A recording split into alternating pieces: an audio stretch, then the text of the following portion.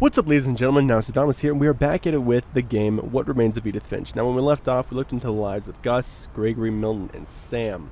Again, all weird yet tragic deaths. I mean, we saw a baby drown, we saw a guy get pushed off a cliff by a deer, a kid get stabbed or pierced by a giant tent, and the other one's... we don't know if he's alive or not. He's just gone. But that's where we left off in this. So let's dive into this game. Let's see what it's got going for us today.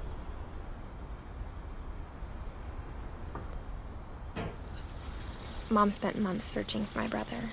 Then she sealed the doors.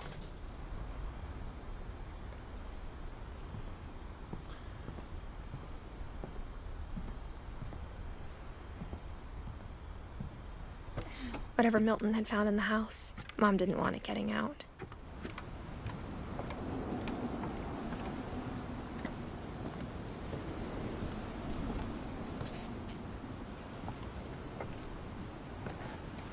Mom definitely blamed Edie, but I think Louis blamed himself. After he graduated, he just spent more and more time in his room, until Mom got him a job at the cannery.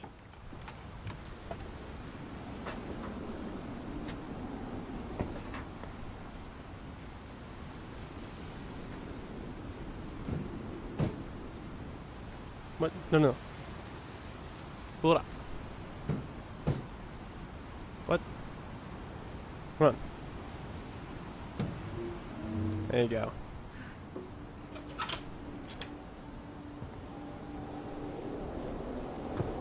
Ooh, a hookah. Louis's room smelled very, very familiar. That part of him lived on. Very familiar indeed.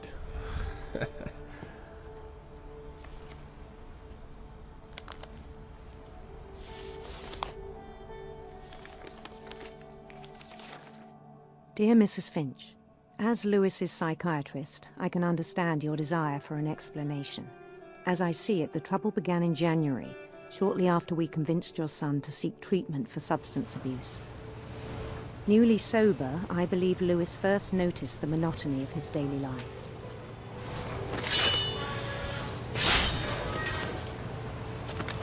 He kept working at the cannery, but he withdrew part of himself. In our sessions, I saw the same behavior. His mind began to... My mind began to...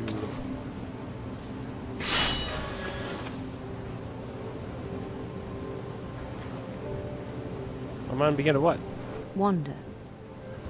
Oh, shit. It's me. I asked him to describe it. He said he started small, imagining a labyrinth. He'd feel his way about. Nope. Then something moved. Bats. And toads. What? And things that have not names. He knew it was all in his head. But he took it very seriously. I had hoped he'd find himself.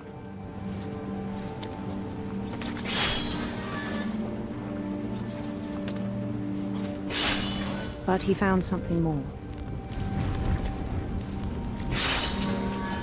I worried about him then. I feel like I'm in Diablo now. Daydreaming at the cannery.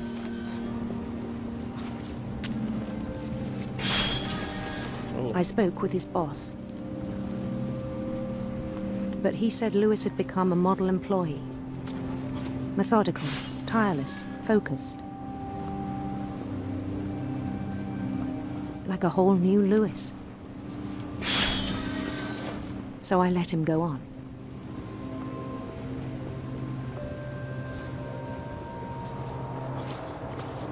I even encouraged him.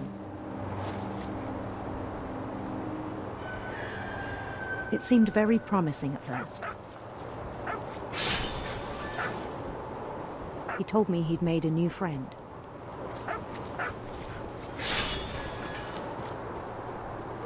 on the edge of a city he named Louis-topia.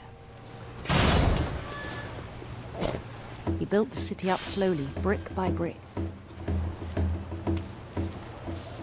Then he made musicians.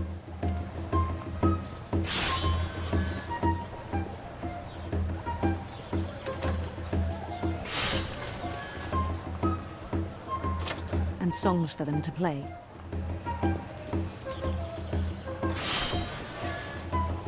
He talked about starting a band. And he was always humming something. Every day his imagination grew stronger.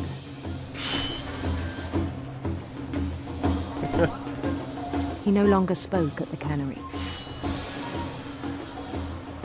But his chopping was as reliable as ever. Then one day it struck him that all the cheering crowds, even the stones under his feet, were all in his imagination, so he could do whatever he wished.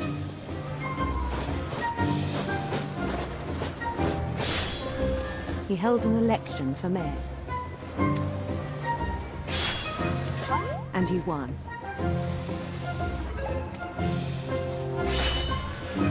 They begged him to stay, but his mind was already wandering. It became a game for him.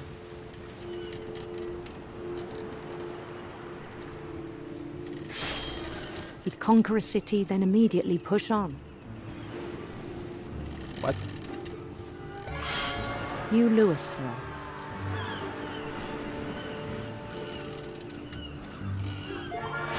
St. Louis. Yeah. He started drifting away from our reality.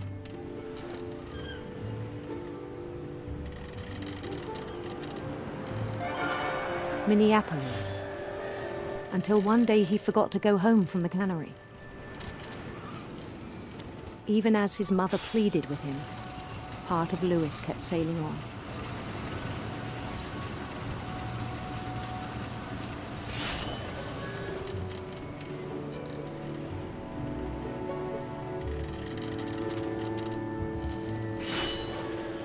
In Louisburg, he heard rumors of a handsome queen or a beautiful prince. Ooh. handsome this queen. Handsome queen is.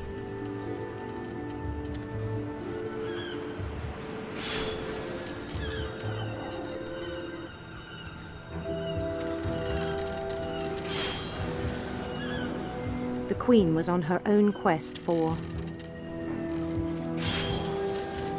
Serpents. sinister serpents. Yeah.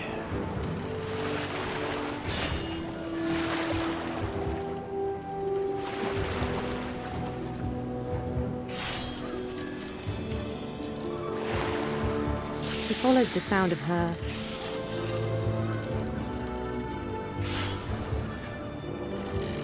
Harp. Definitely harp. Come on. silver harp.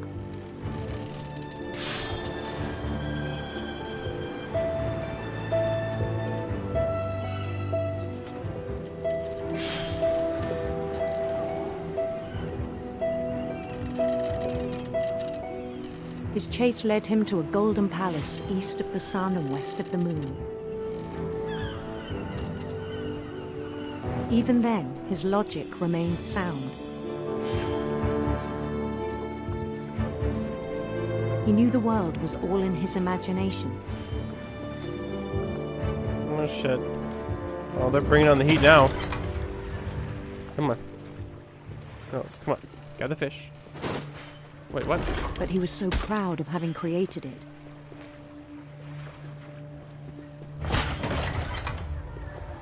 In his own eyes, he'd become something greater than a king.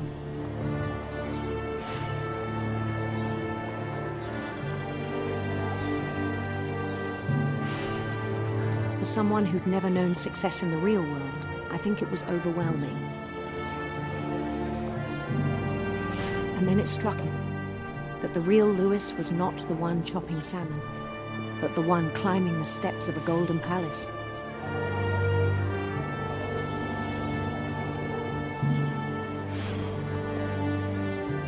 My imagination is as real as my body, he told me. It was hard to argue with him.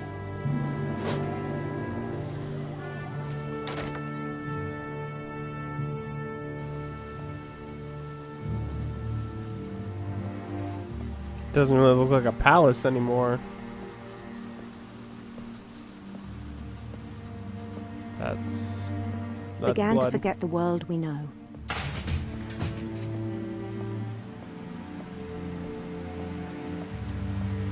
I think it pained him to remember Lewis, the cannery worker.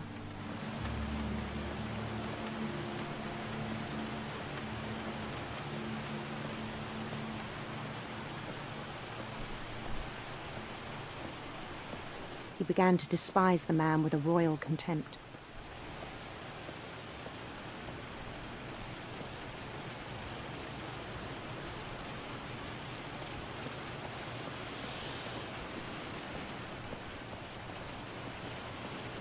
I still thought I could save him.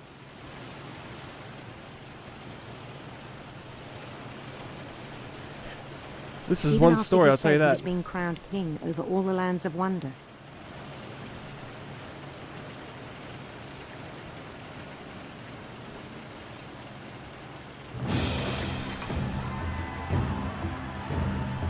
The palace would be packed with his companions.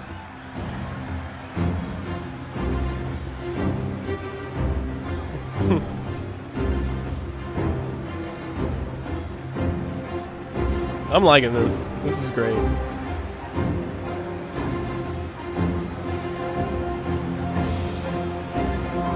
Including the wise Calico who'd insisted on inviting me. I like that dude.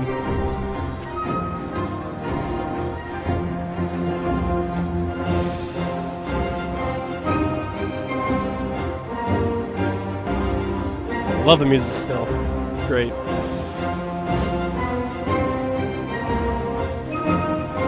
His queen waited, holding his crown.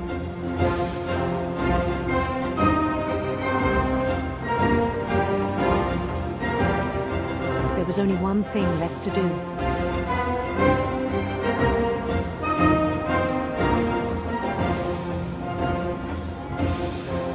Bend down his head. Oh god.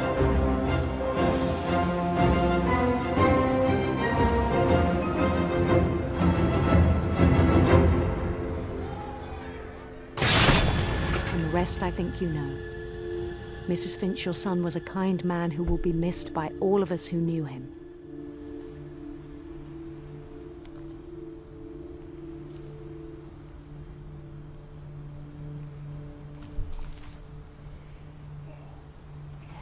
My brother was really cool. I wish you could have met him. Oh, shit, my bad. I don't get it. I don't get it.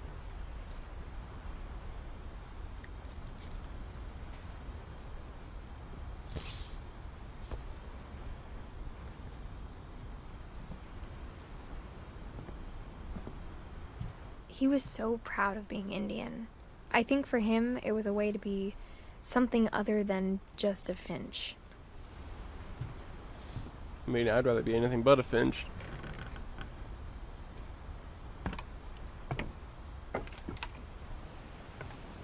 On the way back from Lewis's funeral, my mom told me to start packing.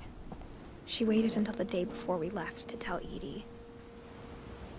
I'm not sure if she wanted to make it easier or harder.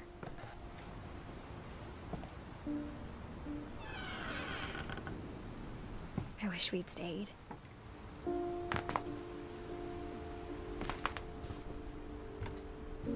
But I understand why we left.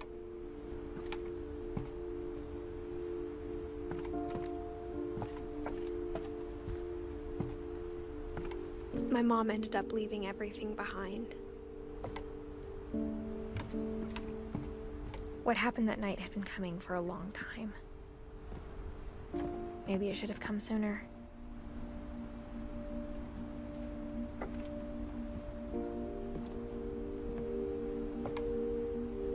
But it had to end one way or another.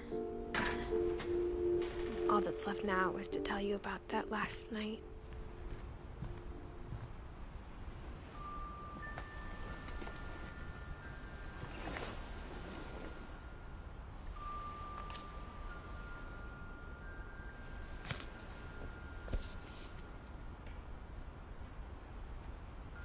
Well, ladies and gentlemen, that is episode 5 of What Remains of Edith Finch. I hope you guys enjoyed it. If you did, please leave a like and comment down below. If you haven't done so already, please subscribe. That helps me out a bunch.